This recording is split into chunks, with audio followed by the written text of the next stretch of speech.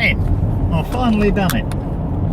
I've had to faff about with my thing, and it's not conducive to good health when you're driving, if you ask me, but there you are. It's what is the date? Do you know, I've no idea what the date is, but it's a Saturday. I think it's about the 8th or the 9th. No, it's not, it's a Sunday night, Monday morning, 1:30 a.m. Monday morning, and it's Queen's birthday weekend in Commonwealth area. Yeah, and it's 1:33, and it's I think it's the 9th, or it could be the 5th, but it's the Monday morning anyway, early hours of. Hang on, I'll put my watch on. It's about the 5th. So there's a hell of a lot to talk about. Our house has been on the market. We're unconditional, so we've sold that. Our cab and contract for corporate cabs is sold. There's a whole story there. There was an issue, but I'm allowed to say it's been resolved. That's all I can say. But anyway, yeah, so that's done and dusted. We've sold a house in Auckland in Pukekohe for 600,000 NZ, and we are moving to a house in a place called Putaruru. That's Putaruru, Putaruru.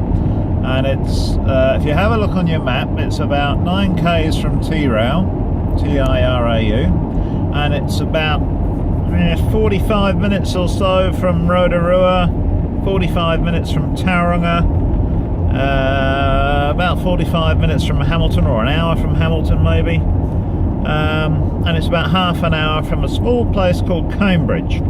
So I'm going to be working taxis in Cambridge. See, when I sold the corporate cab, I decided that I've only got a few years to go till I retire, so I shall end up, I'm just going to potter about on taxis from Putaruru, and I thought initially I'd work out of Tauranga or Rotorua, but looks like I'm going to be working out of Cambridge. Small taxi firm, the town's got about 12,000 people. The town of Cambridge, that is.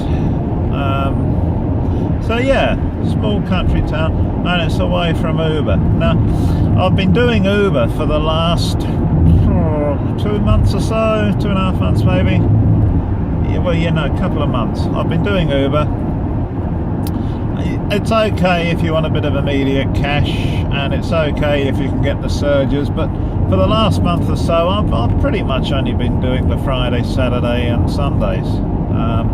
Sunday night's always a good night, the day before, you know, a public holiday. If a public holiday or stat day is on a Monday, Sunday night's a good night to work. I've done quite well tonight. I came out about 8 o'clock, and it's now 1:30 in the morning, and I've, you know, done a couple of hundred. But you know, you're connecting all the time, so you're not like going.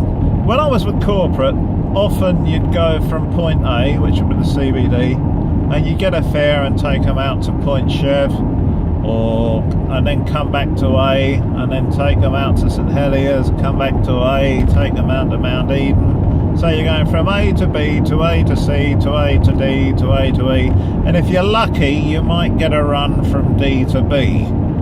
But otherwise, invariably, you end up coming back to point A. So you had a lot of dead running because you're having to come back all the time to get another fare. Whereas with Uber, I'm finding that I'm connecting a lot.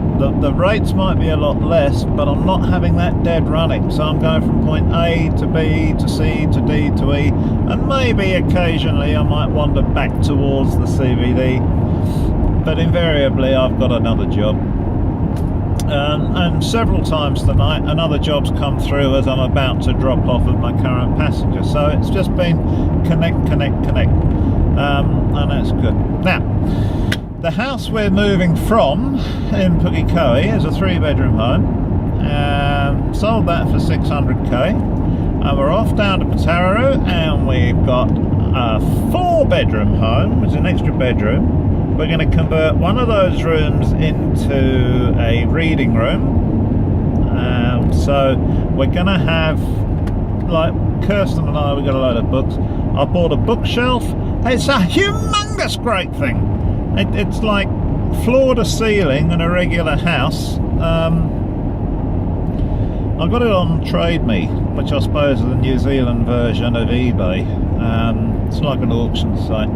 I got that, and the thing's going to sit on in the reading room. My wife's got a 200-year-old piano, which has been in her family for 200 years, so she's inherited that.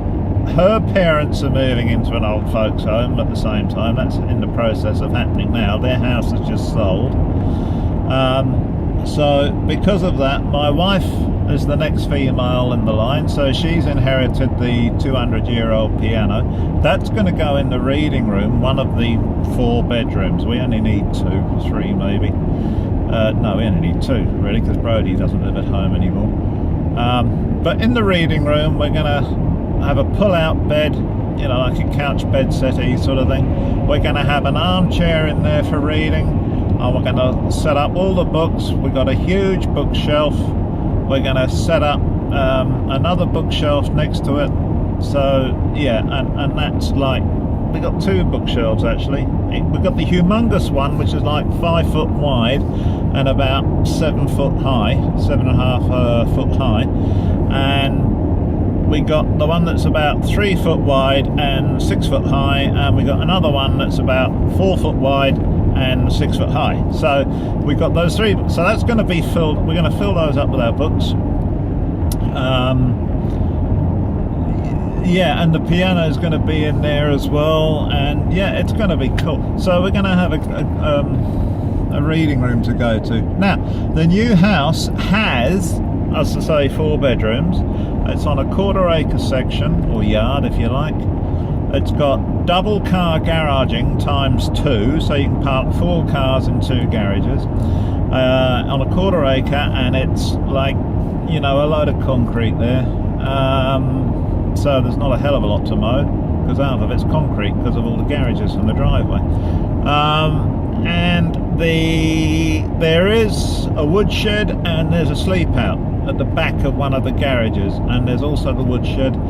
There is a dog run, so you know the dogs won't be living in the dog run, but you know we can put them in there for half an hour if we say, you know, if they want to, whatever. It's all fully fenced. Once the gates are shut at the end of the driveway, the dogs have no access to the road, so they've got the yard, and that's all fully fenced. I'll walk around it and I'll take some video. It's got a couple of fruit trees in it. It's got rhubarb growing in the backyard. It's brilliant. So we got that 250,000, and we're selling the house in Auckland for 600. Go figure. That's Auckland house prices for you. In Auckland, you can spend 1.5 million on a do-up. You know, there you go. It's just gone nuts, house prices. So Kirsten's going to be doing her driving a shuttle. She's going to, because Auckland Airport is about 2 hours from where we live in Pataruru. Now, as I said, you've got Tauranga, Rotorua and Hamilton. They're like the big centres, if you like. And you got where I'm going to be working out of Cambridge as a driver. So you can do, a lot of people would be taking the shuttle to the airport, because especially in Cambridge there's a lot of money there. So yeah, she's going to be doing her airport shuttles. So she'll do an 8-hour day. That's a trip to the airport and a trip home again, dropping them off, whatever. I'm going to be doing Cambridge taxis. Yeah, and it's all falling into place. So we're going to be moving the end of the month, and we might have to do a few days in a motel, but we found a dog-friendly motel, and we're going to put the cats in a cattery if we need to. Just depends on how quickly the current sitting tenants in the house, depends how quickly how fast it takes them to get out. Yeah, I think that covers everything really. So there's been a lot going on. The old folks are moving out. They sold their house and they're going into an old folks retirement home. The wife's collecting the 200-year-old Joanna. steel frame, if you know anything about pianos. Apparently there's debate as to whether or not it can be tuned, but we'll look into that. And I think that's 10 minutes, I think that's enough. So yeah, a lot going on. So that's it. Oh well, the Camry is going fine, the one I've been using for Uber. As I say, I only do about 3 days a week. Dogs are fine, wife's fine, kids are fine. Kayla's coming with us. You know, she's 23, but she's Asperger's, so she, you know, we need to kind of, she needs sort of keeping an eye on to make sure she's on track until she's ready to move out. But she's going to transfer her firefighting. There's a fire brigade in Pateru. She's going to be a volunteer firefighter there. She's going to transfer her St John's skills to St John's in Pateru as well, because she's a youth leader for St John up here. Yeah, there's a lot going on. A lot going on. Anyway, I'm going to bugger off now because that's long enough. Okay, toodaloo, TTFN. Bye for now. Oh, and by the way, we're into winter here and it's a balmy 5 degrees C at 1:45 in the morning. It's effing cold. Well, it is for us. We've had a late summer, sort of an Indian summer, I think that is the term. But it's, yeah, it's been a long summer. It's been quite a hot one too. But, you know, we've had a couple of snow drifts down the middle of the North Island. Oh, and incidentally, where we're moving to, if you have a look at the longitude, latitude, whatever of New Zealand, it's kind of a long country and it covers a wide latitude, is that the word, or is it longitude? Longitude, I think. From, you know, the equator end to the South Pole end, so, yeah. So, you know, although Pateru's a 2-hour drive from Pukekohe, takes 2 hours, it drops about 5 degrees on a 2-hour hike trip. So, that's it for now. Toodaloo. Chin chin and all the rest of it.